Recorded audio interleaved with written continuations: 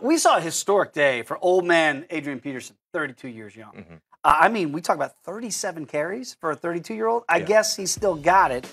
The Cardinals going to take on the Seahawks, who fell to the Redskins yesterday. That's going to be our Thursday night game.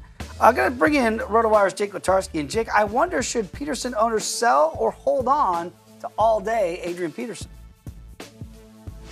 Adrian Peterson had a nice day for fantasy owners with 159 yards on the ground Sunday, but the best benefit here is it opens the door for fantasy owners to sell high now. I think everybody knows that 37 carries is not going to be sustainable on a week-to-week basis, and I think the only reason he got that type of volume is because they led most of the game against the winless San Francisco 49ers.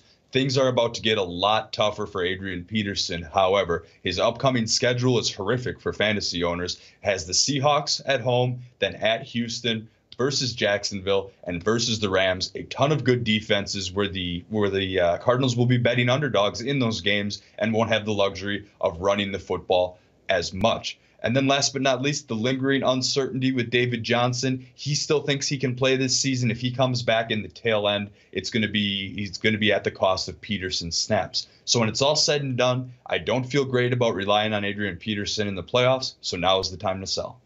Sell, sell, sell, so says Jake. Great stuff, Jake. Thank you. I do wonder, though, when you look at Thursday night going up against Seattle, if you're the Seahawks, are you keying in on Peterson and saying, I'm going to stop him because Drew Stanton, go ahead and beat me? No question. You have to make Drew Stanton beat you. The backup quarterback, he has struggled so far. He had a few issues this past Sunday on the road against San Francisco. And when you look at what Seattle has been able to do, they've really improved a lot based on what we saw against the Houston Texans when Deshaun Watson tore them up. And this past weekend at home against Kirk Cousins had no issue. He had no clue on how to find success against that defense. They have done a tremendous job rushing the passer. And old man Freeney, Dwight Freeney, is still using that spin move to perfection. He's causing a lot of havoc in the backfield. So I do agree. If you can sell Adrian Peterson, sell him now, because you look at the next few ball games. I mean, the Texans at home, granted, they have struggled a little bit. We're talking about using your backup quarterback. I don't know if Drew Stanton can keep the defense from